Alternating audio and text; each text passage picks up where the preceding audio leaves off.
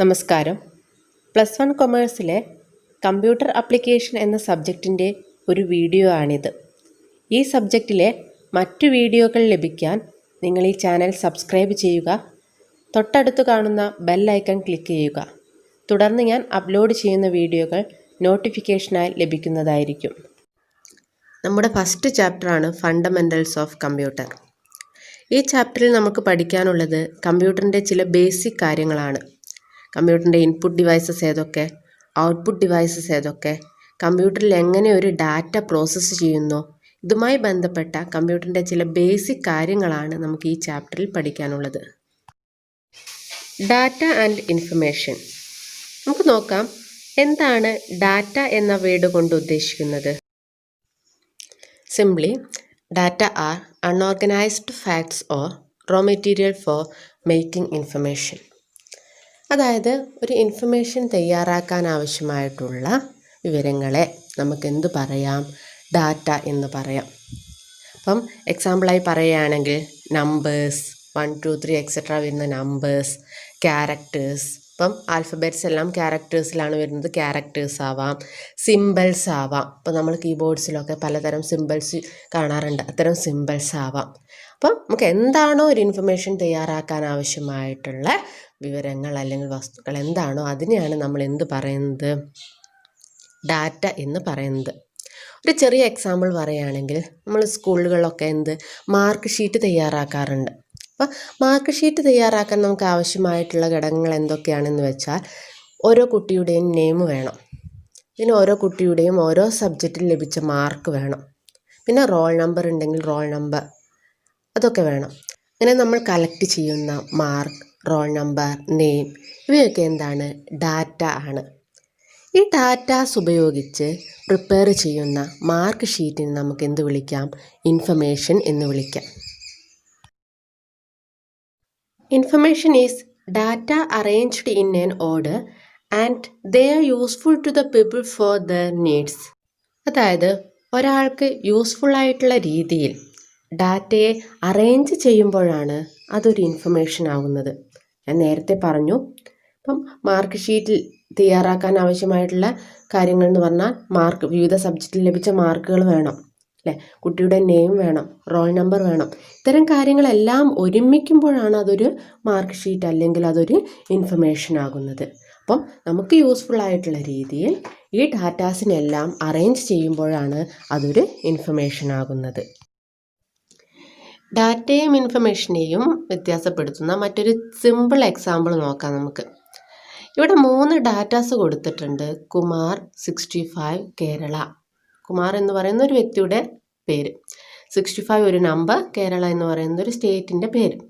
Okay, പക്ഷെ അവിടെ ഒരു മീനിങ് ഫുൾ ആയിട്ടില്ല.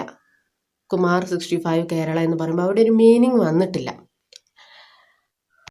ഈ അൺമീനിങ് ഫുൾ ആയിട്ടുള്ള ഡാറ്റാസിനെ നമ്മൾ റീഅറേഞ്ച് ചെയ്ത് ഒരു ഓർഡറിൽ എഴുതിയതാണ് Kumar aged 65 is staying in Kerala. അതായത് 65 വയസ്സായിട്ടുള്ള കുമാർ താമസിക്കുന്നത് കേരളത്തിലാണ്. അപ്പോൾ അതൊരു ഇൻഫർമേഷനാണ്. അതിനെന്ത് വന്നു, ഒരു മീനിങ് വന്നു. അപ്പോൾ കുമാർ 65 കേരള ഒറ്റയ്ക്ക് നിൽക്കുന്ന സമയത്ത് അതിനെന്തില്ലായിരുന്നു, മീനിങ് ഇല്ലായിരുന്നു. അത് മീനിങ് ഇല്ല, അൺമീനിങ് ഫുൾ ആയിട്ടുള്ള ഡാറ്റയായിരുന്നു. പക്ഷെ അത് റീഅറേഞ്ച് ചെയ്ത് ഒരു ഓർഡറിൽ എഴുതിയ സമയത്ത് അതിനെന്ത് വന്നു, മീനിങ് വന്നു, അതൊരു ഇൻഫർമേഷനായി. ഇത്രയേ ഉള്ളൂ ഡാറ്റയും ഇൻഫർമേഷനും തമ്മിലുള്ള വ്യത്യാസം. ക്ലിയർ ആയല്ലോ. അടുത്തൊരു ടോപ്പിക്കാണ് data processing. It is the activity to convert data into information. അതായത് ഡാറ്റയെ ഇൻഫർമേഷനാക്കി കൺവേർട്ട് ചെയ്യുന്ന ഒരു ആക്ടിവിറ്റിയാണ് ഡാറ്റ പ്രോസസ്സിംഗ് എന്ന് പറയുന്നത്. ഡാറ്റ പ്രോസസ്സിങ്ങിന് ഡിഫറെൻറ്റ് സ്റ്റേജസുകളുണ്ട്. Capturing data, input, storage, manipulating data, outputting the result and distribution. ഇവയാണ് ഡാറ്റ പ്രോസസ്സിങ്ങിലെ ഡിഫറെൻറ്റ് സ്റ്റേജസ് അല്ലെങ്കിൽ activities. First one, capturing the input data. Capturing the input data means data must be recorded or captured in some form before they can be processed. അതായത് പ്രോസസ്സിങ്ങിന് വേണ്ടി data collect ചെയ്യുന്നതിനെയാണ് capturing the input data എന്ന് പറയുന്നത്. ഒരു simple example നോക്കാം. +1 അഡ്മിഷൻ്റെ ഭാഗമായിട്ട് നിങ്ങളെല്ലാവരും ഏകജാലകത്തിൻ്റെ ഒരു ഫോം ഫില്ല് ചെയ്തിട്ട് സ്കൂളുകളിൽ നൽകിയിട്ടുണ്ടാവും. നിങ്ങളെ ഡാറ്റാസ് എല്ലാം എൻ്റർ ചെയ്തും കൊണ്ടുള്ള ഒരു ഫോം സ്കൂളിൽ നൽകിയിട്ടുണ്ടാവും. ഇവിടെ സ്കൂളുകൾ ചെയ്യുന്നത് ഈ ഫോമിലൂടെ സ്റ്റുഡൻസിൻ്റെ ഡാറ്റ +1 അഡ്മിഷന് വേണ്ടിയിട്ട് കളക്ട് ചെയ്യുകയാണ്. ഈ ഒരു പ്രോസസ്സിനെ ക്യാപ്ചറിങ് ദ ഇൻപുട്ട് ഡാറ്റ എന്ന് പറയാം. Second stage is input. That means feeding data to the computer for processing. അതായത് നമ്മൾ കളക്ട് ചെയ്ത ഡാറ്റയെ കമ്പ്യൂട്ടറിലേക്ക് ഫീഡ് ചെയ്യുക, കമ്പ്യൂട്ടറിലേക്ക് എൻ്റർ ചെയ്യുന്നതിനെയാണ് നമ്മൾ എന്ത് പറയുന്നത്, ഇൻപുട്ട് എന്ന് പറയുന്നത്. നേരത്തെ എക്സാമ്പിൾ നോക്കുകയാണെങ്കിൽ സ്കൂളുകൾ സ്റ്റുഡൻസിൻ്റെ കയ്യിൽ നിന്നും ഫോംസ് കളക്ട് ചെയ്തു. ആ കളക്ട് ചെയ്ത ഡാറ്റ കമ്പ്യൂട്ടറിലേക്ക് എൻ്റർ ചെയ്യുന്നതിനെ അല്ലെങ്കിൽ കമ്പ്യൂട്ടറിലേക്ക് ടൈപ്പ് ചെയ്യുന്നതിനെ നമുക്കെന്ത് പറയാം, ഇൻപുട്ട് എന്ന് പറയാം.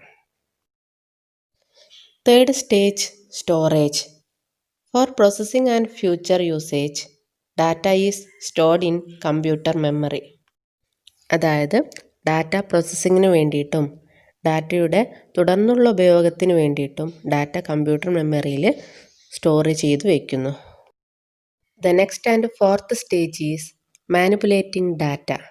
That means various operations like calculation, classification, sorting, filtering, summarization etc. are carried out. അതായത് പലതരം കാൽക്കുലേഷൻസുകളും സോർട്ടിങ്ങുകളും ക്ലാസിഫിക്കേഷൻസുകളൊക്കെ നടക്കുന്ന ഡാറ്റ പ്രോസസ്സിങ്ങിലെ ഒരു സ്റ്റേജാണ് മാനിപ്പുലേറ്റിംഗ് ഡാറ്റ എന്ന് പറയുന്നത്. നമുക്ക് നേരത്തെ എക്സാമ്പിളിലേക്കൊന്ന് നോക്കാം. നമ്മൾ ഓരോ സ്റ്റുഡൻസിൻ്റെയും ഡീറ്റെയിൽസ് കമ്പ്യൂട്ടറിലേക്ക് ഫീഡ് ചെയ്തു, കമ്പ്യൂട്ടർ അത് സ്റ്റോർ ചെയ്ത് വെച്ചിട്ടുണ്ട്. ഇനി അഡ്മിഷൻ്റെ ഭാഗമായിട്ട് ഓരോ സ്റ്റുഡൻറ്റിൻ്റെയും WGPA നമുക്ക് കാൽക്കുലേറ്റ് ചെയ്യണം. അതായത് weighted, grade point, average calculate ചെയ്യണം. അത്തരം കാൽക്കുലേഷൻസ് എല്ലാം വരുന്നത് മാനിപ്പുലേറ്റിംഗ് ഡാറ്റ എന്ന സ്റ്റേജിലാണ്. Next stage is outputting the results. The information obtained from the processing of the data is outputted to the user according to his need. അതായത് data processing ചെയ്ത് കഴിഞ്ഞാൽ നമുക്ക് കിട്ടുന്ന ഔട്ട്പുട്ടിനെയാണ് ഔട്ട്പുട്ടിംഗ് ദ റിസൾട്ട്സ് എന്ന് പറയുന്നത്. മുൻപ് പറഞ്ഞ എക്സാമ്പിളിൽ ഓരോ സ്റ്റുഡൻറ്റിൻ്റെയും WGPA കമ്പ്യൂട്ടർ കാൽക്കുലേറ്റ് ചെയ്തിട്ടുണ്ട്. ആ കാൽക്കുലേറ്റ് ചെയ്ത ഔട്ട്പുട്ടിൻ്റെ അടിസ്ഥാനത്തിലാണ് ഓരോ സ്റ്റുഡൻറ്റിനും ഏത് സ്കൂളിലാണ് അഡ്മിഷൻ നടത്തേണ്ടതെന്ന് തീരുമാനിക്കുന്നത്. Last stage is distribution. That means the information obtained is distributed to the user. അതായത് നമുക്ക് കിട്ടിയ ഇൻഫർമേഷനെ, ഡാറ്റ പ്രോസസ്സിങ്ങിന് ശേഷം നമുക്ക് കിട്ടിയ ഇൻഫർമേഷനെ യൂസേഴ്സിന് ഡിസ്ട്രിബ്യൂട്ട് ചെയ്യാം. അതിനെയാണ് ഡിസ്ട്രിബ്യൂഷൻ എന്ന് പറയുന്നത്. മുൻപ് പറഞ്ഞ എക്സാമ്പിളിലേക്ക് പോയാൽ ഓരോ സ്റ്റുഡൻറ്റിനും ഓരോ സ്കൂൾ അലോട്ട് ചെയ്തു കഴിഞ്ഞു. ഇനി അത് സ്റ്റുഡൻസിന് വ്യൂ ചെയ്യണം. അതിനു വേണ്ടിയിട്ട് സ്കൂളുകൾ അവരുടെ വെബ്സൈറ്റിൽ അത് പബ്ലിഷ് ചെയ്യുന്നു. ആ ഒരു പ്രോസസ്സിനെയാണ് ഡിസ്ട്രിബ്യൂഷൻ എന്ന് പറയുന്നത്. ഇത്രയുമാണ് ഡാറ്റ പ്രോസസ്സിങ്ങിലെ ഡിഫറെൻ്റ് സ്റ്റേജസുകൾ അല്ലെങ്കിൽ ഡിഫറെൻ്റ് ആക്ടിവിറ്റീസ്. അടുത്തൊരു ഇമ്പോർട്ടൻറ്റ് ടോപ്പിക്കാണ് functional units of a computer. കമ്പ്യൂട്ടറിൻ്റെ ഡിഫറെൻറ്റ് ഫങ്ഷണൽ യൂണിറ്റ്സുകളെ കുറിച്ചാണ് ഈ ടോപ്പിക്കിൽ ഡിസ്കസ് ചെയ്യുന്നത്. Main functional units are input unit, central processing unit or CPU, memory unit, finally output unit. കമ്പ്യൂട്ടറിന് പ്രധാനമായും 4 ഫങ്ഷണൽ യൂണിറ്റ്സ് ആണുള്ളത്. ഇൻപുട്ട് യൂണിറ്റ്, CPU അല്ലെങ്കിൽ central processing unit, memory unit, output unit എന്നിവയാണിവ. അതിൽ ഓരോന്നായി ഡിസ്കസ് ചെയ്യാം. First one, input unit. The collected data and the instructions for their processing are entered in to the computer through the input unit. അതായത് കമ്പ്യൂട്ടറിലേക്ക് ഒരു data enter ചെയ്യുന്ന ഡിവൈസസിനെയാണ് നമ്മൾ input unit എന്ന് പറയുന്നത്. കമ്പ്യൂട്ടറിലേക്ക് എന്തെങ്കിലും ഒരു ഡാറ്റയോ ഇൻസ്ട്രക്ഷനോ എൻ്റർ ചെയ്യുന്ന ഡിവൈസസുകളെ കോമൺ ആയിട്ട് നമുക്ക് എന്ത് പറയാം, ഇൻപുട്ട് യൂണിറ്റ് എന്ന് പറയാം. Example keyboard, mouse, scanner, mic, digital camera etcetera. The next unit is central processing unit or CPU.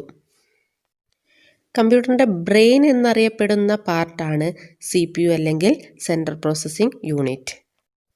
It controls, operates and coordinates all operations inside the computer. കമ്പ്യൂട്ടറിൻ്റെ അകത്തുള്ള എല്ലാ ഓപ്പറേഷൻസിനെയും കൺട്രോൾ ചെയ്യുന്നതും ഓപ്പറേറ്റ് ചെയ്യുന്നതും coordinates ചെയ്യുന്നതും CPU അല്ലെങ്കിൽ central processing unit ആണ്. CPU is also called microprocessor. CPUവിൻ്റെ മറ്റൊരു പേരാണ് മൈക്രോ പ്രോസസ്സർ. ഒരു കമ്പ്യൂട്ടറിൻ്റെ ഓവറോൾ കൺട്രോളറാണ് സെൻട്രൽ പ്രോസസ്സിംഗ് യൂണിറ്റ് അല്ലെങ്കിൽ CPU. CPU has mainly 3 parts. ഒരു CPUവിന് മെയിനായിട്ട് 3 പാർട്സ് വരുന്നുണ്ട്. അതിലെ ഫസ്റ്റ് വണ്ണാണ് കൺട്രോൾ യൂണിറ്റ് അല്ലെങ്കിൽ CU. Control unit coordinates and controls all activities of computer.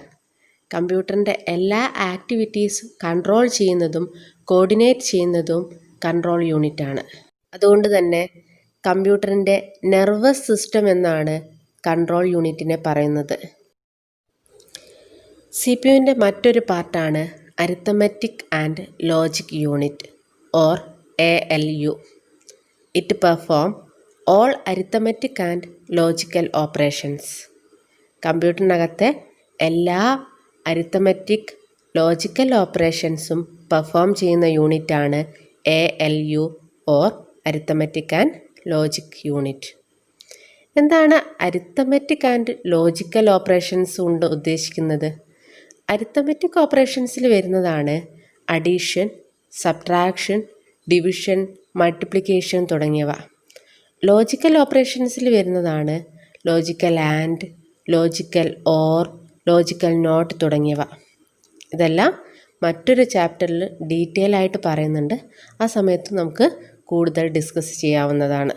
അപ്പോൾ ഇത്രയും ഓർത്ത് വയ്ക്കുക, ഇത്തരം എല്ലാ അരിത്തമാറ്റിക് ആൻഡ് ലോജിക്കൽ ഓപ്പറേഷൻസും പെർഫോം ചെയ്യുന്ന പാർട്ടാണ് ALU. CPUവിൻ്റെ തേർഡ് പാർട്ടാണ് registers. Registers are temporary storage elements that facilitate the functions of CPU. അതായത് CPUവിൻ്റെ ഒരു ടെമ്പററി സ്റ്റോറേജ് സ്പേസ്, ഒരു താൽക്കാലിക സ്റ്റോറേജ് സ്പേസ് ആണ് രജിസ്റ്റേഴ്സ് എന്ന് പറയുന്നത്. നമ്മൾ ഡിസ്കസ് ചെയ്യുന്നത് കമ്പ്യൂട്ടറിൻ്റെ ഡിഫറെൻറ്റ് ഫങ്ഷണൽ യൂണിറ്റ്സുകളെ കുറിച്ചാണ്. കമ്പ്യൂട്ടറിൻ്റെ മറ്റൊരു ഫങ്ഷണൽ യൂണിറ്റ്സ് ആണ് സ്റ്റോറേജ് യൂണിറ്റ്.